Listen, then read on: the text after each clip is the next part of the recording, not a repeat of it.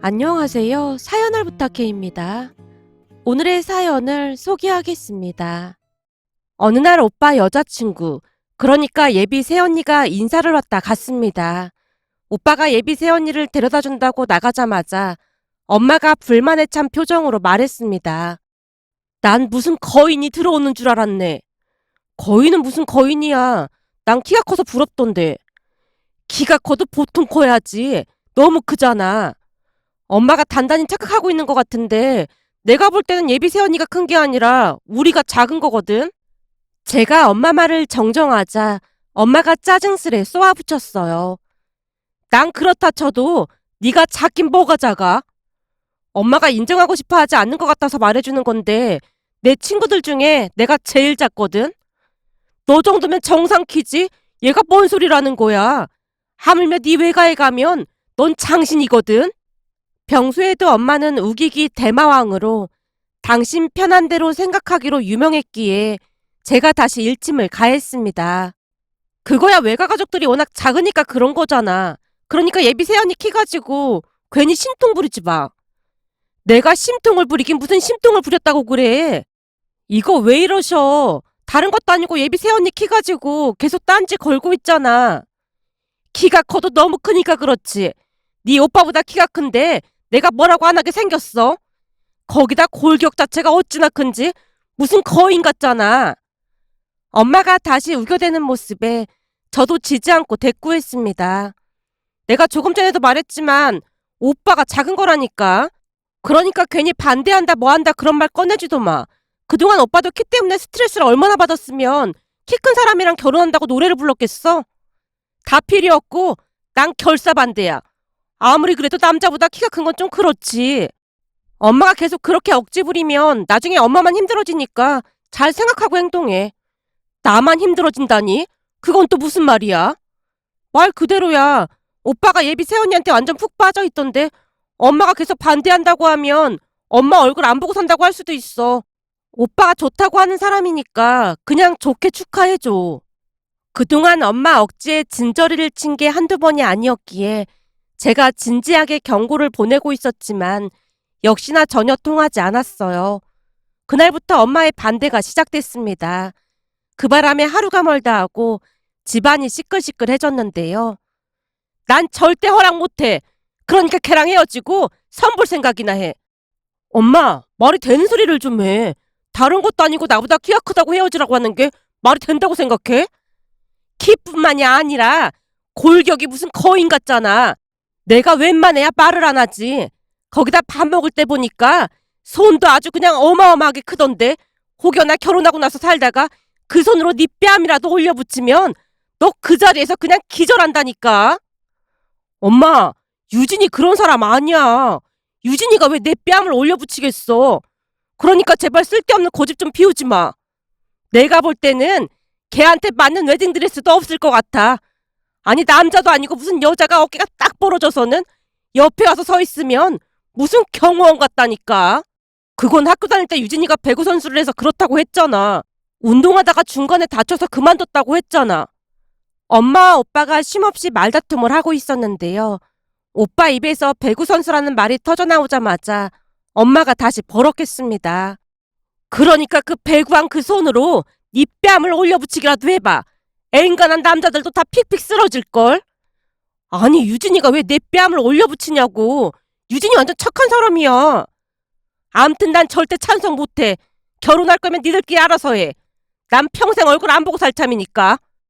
엄마가 방 안으로 들어가 버렸고 오빠도 잔뜩 화가 난 표정으로 밖으로 뛰쳐나갔습니다.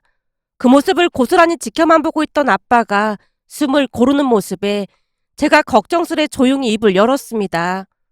아빠가 엄마를 말려야 하는 거 아니야? 엄마 이러는 건 진짜 아닌 것 같아. 다른 것도 아니고 키가 크다고 결혼을 반대하는 게 어딨어. 그리고 예비 새언니 키가 좀 큰 건 맞는데 그것보다 우리 집 사람들이 키가 작은 게 더 문제 같거든. 사실 난 키 큰 새언니가 오히려 좋아. 조카들 태어나면 우리처럼 키 걱정은 안 할 거 아니야. 그러니까 아빠가 엄마한테 말 좀 잘해봐. 제가 아빠를 설득했는데요. 땅이 꺼져라 긴 한숨만 내쉬던 아빠가 조용히 입을 뗐습니다. 네 엄마 성격이 까탈스러운 건 나도 잘 아는데. 까탈스러운 게 아니라 저 정도면 완전 억지지. 그래. 그건 아빠도 잘 아는데 니들도 알다시피 아빠가 엄마한테 미안한 게 많다 보니 선뜻 나서지를 못하겠네. 미안한 거라니? 뭘 말하는 거야? 니들 할머니 아파서 한참을 고생하시다 돌아가셨는데 그 병수발을 네 엄마가 다 했잖아. 그것만으로도 난 네 엄마한테 평생 잘하고 살아야 하거든. 순간 아빠 눈동자가 흔들리고 있었는데요. 사실 할머니가 많이 아프셨고 그 모든 병간호를 엄마 혼자 다 했다고 해도 과언이 아니었습니다. 아빠 우리는 회사를 다녀야 했기에 간병인을 쓰자고 했지만 엄마가 조용히 말했어요. 병원에서 가족과 함께 할 시간이 그렇게 많지 않다고 하는데 간병인 쓰는 건 아닌 것 같아. 그렇다고 당신 회사를 그만둘 수 있는 것도 아니고 집에 있는 내가 병간호 할게. 병간호가 보통 힘든 일이 아니라고 하던데 괜찮겠어? 당신도 알다시피 내가 그렇게 아량이 넓은 사람은 아니지만 당신을 낳아주신 어머님인데 그래야 당신 마음이 불편하지 않을 거 아니야. 내가 당신 잘 아는데 간병인한테 맡겨두면 당신 발 뻗고 잠도 못 잘 거잖아. 그러니 내가 병간호 하는 게 맞아. 거기다 어머님 성격 엄청 까다로우신데 병간호 할 사람 찾기도 힘들걸. 당신한테 정말 고맙고 미안해. 저는 그날 처음 아빠의 눈물을 봤던 것 같습니다. 아마도 할머니 건강이 악화되고부터 아빠 홀로 얼마나 고민을 했을지 짐작할 수 있었습니다. 그 후 엄마는 1년 가까이 할머니 병수발을 했지만 불평불만 없이 묵묵히 간호를 했습니다. 그리고 아빠는 그런 엄마에게 평생토록 충성하겠다고 약속을 했어요. 우리 또한 그 부분을 대단하다고 생각했고요. 그랬기에 가끔가다 고집을 피워가며 억지를 피워대는 모습에 짜증이 날 수밖에 없었지만 대부분은 참고 넘기곤 했습니다. 하지만 말도 안 되는 이유로 예비 새언니를 반대하는 엄마를 그냥 두고만 볼 수는 없었습니다. 결국 제가 다시 아빠를 설득했습니다. 아빠, 내가 볼 때는 오빠 무슨 일이 있어도 결혼할 것 같거든?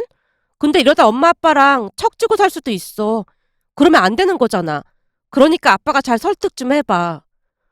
우선 지금은 아닌 것 같고 네 엄마 조금 진정되면 상황 보고 며칠 있다가 아빠가 잘 말해볼게. 지금 이 사태를 수습할 수 있는 사람은 아빠밖에 없어. 그러니까 모든 방법을 총동원해서 아빠가 잘 설득 좀 해줘. 난 예비새 언니 완전 대찬성이야. 아빠 키가 작은 키는 아니지만 우리가 키가 작다 보니까 어디 가도 조금씩 위축된다고 해야 하나? 그런 것도 없잖아 있었거든. 큰 집만 가더라도 다들 키가 큰 편이라 오빠랑 난 왠지 모르게 주눅 들고 그랬거든. 근데 엄마가 반대를 하는 게 좀 의외이긴 해. 대부분 키가 작으면 키 큰 사람을 좋아하기 마련이잖아. 네 엄마 입장에서는 혹시나 네 오빠가 기죽을까 봐 그러는 것 같아. 예비 새언니 보니까 그럴 사람 같아 보이진 않던데. 암튼 아빠가 잘 설득해봐. 제 말에 아빠가 수심이 깃든 얼굴로 한숨을 내쉬었습니다. 그렇게 엄마와 오빠의 냉전은 계속되었고 집안의 냉기만이 감돌 뿐이었습니다. 그러던 어느 날은 집에 갔더니 아빠 표정이 심상치가 않았어요. 아빠, 오늘 일찍 왔네? 무슨 일 있는 거야? 네 엄마가 갑자기 심하게 아프다고 해서 반차 내고 병원 다녀왔어. 어디가 어떻게 아픈데 그래? 감기 몸살이라는데 장염까지 같이 온 모양이야. 병원에서 지어준 약 먹고 잠들었는데 내내 잠만 자네. 그동안 오빠랑 내내 기싸움하느라 스트레스 받았던 모양이네. 하루 이틀도 아니고 큰일이다. 엄마 설득도 못 해본 거지. 오늘 내일 말 좀 꺼내볼까 했더니 저러고 알아 누워버렸잖아. 며칠 더 지켜보다가 한번 말 꺼내봐야지. 그때쯤 아빠도 지친 기색이 역력해 보였는데요.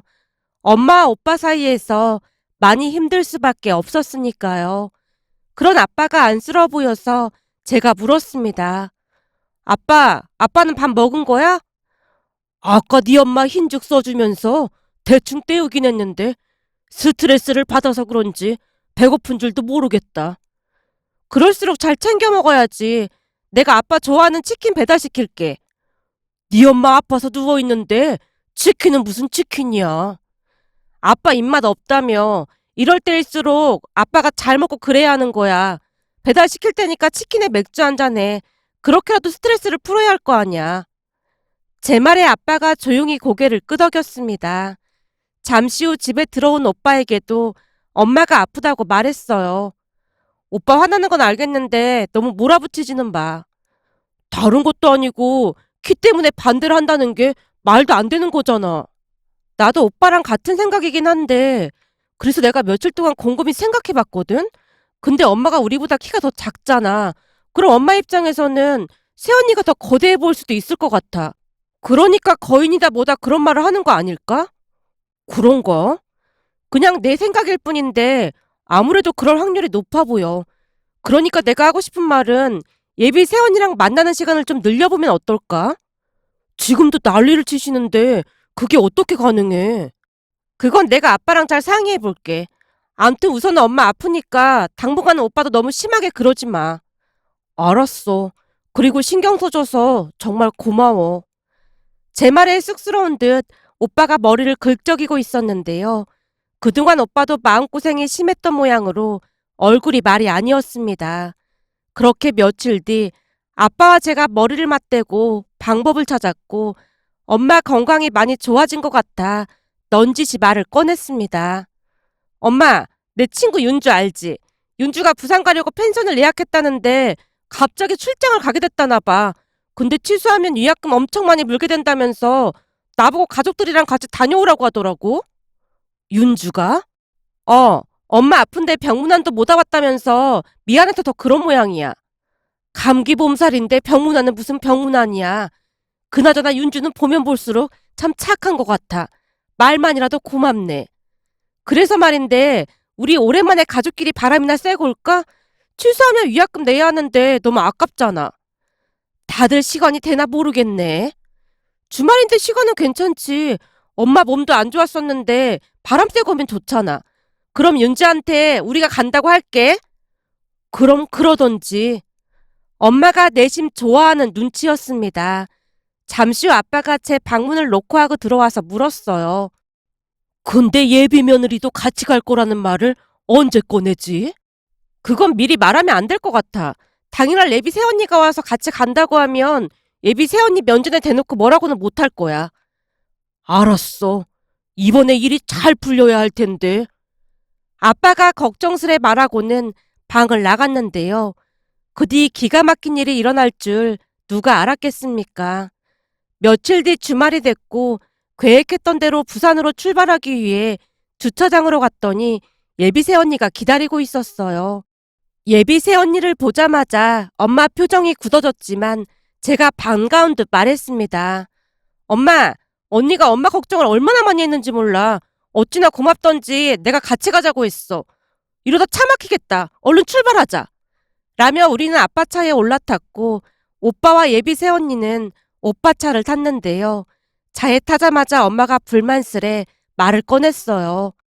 가족 여행 가는데 쟤는 뭐하러 불렀어? 언니가 엄마 걱정 엄청 많이 했다고 아까도 말했잖아. 너무 고맙고 미안해서 내가 불렀어. 그러니까 엄마가 한 번만 이해해줘. 아빠가 엄마 좋아하는 목걸이 하나 사라고 해서 내가 사왔는데 화 풀고 즐겁게 지내다 오자. 뭐? 목걸이를 샀단 말이야? 아빠가 엄마 기분 전환해주고 싶다고 하나 사오라고 하더라고. 제가 엄마에게 목걸이를 건넸는데요. 목걸이가 마음에 들었던 모양인지 언제 그랬냐는 듯이 활짝 웃었습니다. 물론 그 모든 것은 철저히 계획된 것이었지만 목걸이로 인해 엄마 기분이 좋아진 것 같아 안도의 한숨을 내쉬었어요. 잠시 후 펜션에 도착을 했고 사전에 알아둔 부산 맛집에서 식사를 한 뒤 펜션에 돌아와서 와인도 한 잔씩 마시며 즐거운 시간을 보냈습니다. 그나마 다행이었던 것은 엄마가 대놓고 예비 새언니에게 함부로 하진 않았어요. 물론 밝은 표정은 아니었지만 예전과는 다르게 조금은 노력하는 모습이었습니다. 예비 새언니에게 이런저런 질문도 하고 기분 좋게 잠자리에 들었는데요. 그때쯤 저는 잠이 안 와서 소파에서 휴대폰으로 영화를 보고 있었어요. 그렇게 모두 잠이 들었고 시간이 얼마나 지났을까요? 부모님이 자던 방에서 아빠가 놀란 목소리로 소리쳤습니다. 그 소리에 제가 놀란 채 방으로 뛰어들어갔는데요. 안 됩니다. 절대 안 됩니다. 차라리 저를 데리고 가세요. 이렇게는 못 보냅니다. 절대 못 데려가요. 여보, 왜 그래? 눈 좀 떠봐. 엄마가 아빠를 흔들어 깨웠고 아빠가 화들짝 놀란 채 눈을 떴는데요. 엄마를 보자마자 아빠가 다급한 목소리로 물었어요. 당신 괜찮은 거지? 난 괜찮은데 당신이야말로 괜찮은 거야? 아유, 10년 감수했네. 꿈이었네, 꿈이었어. 대체 무슨 일인데 그래? 엄마 질문에 아빠가 거실로 나와 소파에 앉았는데요. 오빠와 예비 새언니도 화들짝 놀란 채 거실로 나왔습니다. 유진아, 네가 생명의 은인이다. 도와줘서 진짜 고맙다. 너 아니었음 진짜 큰일 날 뻔했어. 아빠가 눈물까지 그렁그렁한 채 예비 새언니에게 감사 인사를 했고 예비 새언니가 어리둥절한 표정으로 어쩔 줄을 몰라 하고 있었는데요. 저기 제가 뭐 한 게 없는 것 같은데요? 한 게 없긴 왜 없어. 너 아니었음 저승사자가 우리 집사람을 데리고 갈 뻔했는데. 뭐? 저승사자? 아빠 대체 무슨 말을 하는 거야? 저승사자라는 말에 어찌나 놀랐던지 제가 눈을 커다랗게 뜨고 물었는데요. 아빠 입에서 충격적인 말이 새어나왔습니다. 말도 마라. 내가 지금 말이야 아주 무섭고 기가 막힌 꿈을 꿨지 뭐냐. 꿈에서 새카만 두루마기에 갓을 쓴 저승사자가 들어와서는 당신 어깨를 붙들고 데리고 가려고 하는 거야. 뭐? 저승사자가 나를? 그 와중에 당신은 못 간다고 막 내 팔을 잡고 늘어지지. 나는 저승사자한테 절대 못 데려간다고 소리를 치고 있었는데 그때 우리 유진이가 들어오더니 막아서더라 그 말이야. 네? 제가요? 그래. 네가 저승사자 앞을 딱 가로막더니 우리 어머니 절대 못 데려간다고 소리를 지르는 거야. 그랬더니 저승사자가 비웃으면서 널 밀치려고 했거든. 근데 그 순간 네가 저승사자 뺨을 있는 대로 날려버렸지 뭐냐. 꿈인데도 쫙 하는 소리가 어찌나 크던지 나도 깜짝 놀랐는데 저승사자도 놀랐던지 한동안 정신이 나간 것처럼 멍이 서 있더라니까. 저기다 목이 타서 그런데 물 좀 가져다 줘. 아빠 말에 제가 물을 가져다 드렸는데요. 물을 들이키고 있던 아빠를 엄마가 다그쳤습니다. 그래서 어떻게 됐는데 빨리 말 좀 해봐. 당신이 그 저승사자 얼굴을 한번 봤어야 했는데 뭐 이런 황당한 일이 다 있냐는 얼굴로 유진이를 노려보고 있더라니까. 그런데 그때 마침 어디서 닭이 우는 소리가 들려오는 거야. 닭? 요즘 집에 닭이 어딨어. 꿈인데 그거야 나도 모르지. 근데 닭이 우니까 저승사자가 허겁지겁 갓을 고쳐 쓰고는 연기처럼 사라지더라니까. 생긴 게 어찌나 무섭게 생겼던지 딱 보니 저승사자인지 알겠더라고.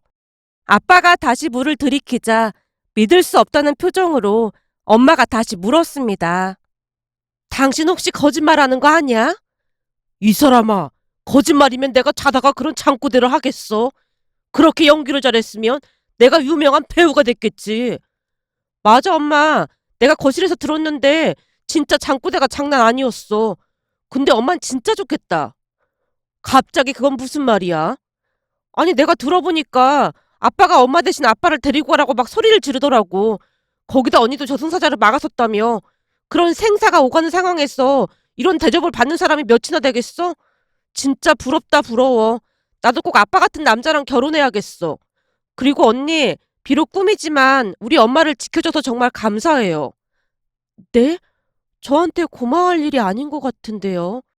아니긴 왜 아니에요. 우리 엄마 못 데려가게 저승사자 뺨따구를 날렸잖아요. 배구 선수 출신 언니 손에 그렇게 됐으니까 저승사자도 몇 주 입원해야 되는 거 아닌지 모르겠네요. 암튼 이렇게 든든한 며느리가 있어서 엄만 진짜 좋겠다. 그렇게 제가 분위기를 띄웠는데요.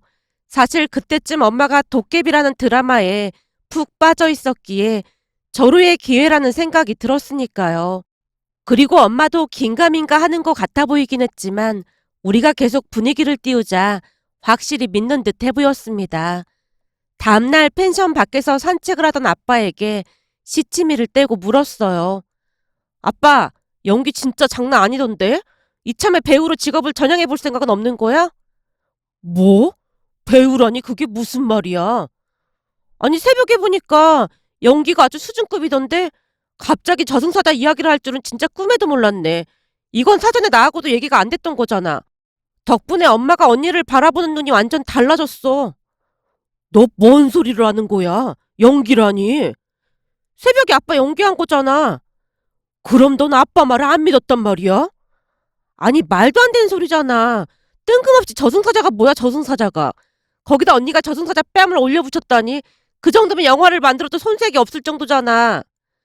제가 믿기지 않는다는 듯이 아빠를 바라보고 있었는데요. 세상 진지한 표정으로 아빠가 대답했습니다. 난 꿈에서 본 거 그대로 말한 거야. 거짓말 아니야. 뭐? 그럼 진짜 저승사자가 나왔단 말이야? 새벽에 말한 그대로야. 꿈이 하도 생생해서 아빠도 지금 뒷골이 땡길 지경이야. 아빠가 뒷목을 잡으며 진지한 표정으로 말했는데요. 어찌나 진지하게 말을 하던지 더 이상 물을 수가 없었습니다. 그렇게 그날 일은 미스테리한 일로 남았고 그날 이후 엄마가 새언니를 바라보는 눈이 달라졌습니다. 그도 그럴 수밖에 없었던 것이 아빠가 만나는 사람마다 꿈 이야기를 하고 다녔거든요. 어느 날은 큰엄마한테도 꿈 이야기를 했고 큰엄마가 감탄하듯 입을 뗐습니다. 세상에나 들어보니 유진이랑 꼭 결혼시켜야겠네. 아무리 꿈이라고 해도 며느리가 시어머니를 지켜준 게 참 신기하네. 동서가 마음을 예쁘게 써서 복받은 거야. 어머님 살아생전에 동서가 극진하게 병간호해드렸으니 그에 맞는 효부 며느리가 들어온 거 아니겠어. 이래서 사람은 착하게 살아야 한다니까. 큰엄마 말에 엄마 얼굴에 미소가 가득해졌습니다. 그 뒤 오빠와 새언니는 축복 속에 결혼식을 올렸습니다. 그리고 요즘 엄마는 어딜 가나 며느리 칭찬뿐인데요. 착한 새언니를 못 알아본 것을 많이 미안해하고 있답니다. 그리고 언젠가 아빠에게 제가 다시 물은 적이 있었는데요. 아빠, 새언니랑 오빠가 결혼까지 했으니까 이제 사실대로 털어놔봐. 아빠 꿈 얘기 그거 거짓말이지? 세상을 살다 보면 모르는 게 약인 것도 있는 법이야. 그러니까 넌 그냥 모른 척하고 살아. 근데 꿈에 저승사자가 나오긴 했어. 지금도 생생하거든. 라는 알 수 없는 말만을 할 뿐이었습니다. 며칠 전 새언니와 함께 도깨비 드라마를 다시 보면서 문득 저승사자 이야기가 떠올랐는데요. 어디까지가 진실일까 하는 궁금한 마음이 들어 이렇게 글 남겨봅니다. 오늘의 사연은 여기까지였습니다. 즐겁게 보셨다면 구독, 좋아요 부탁드립니다. 고맙습니다.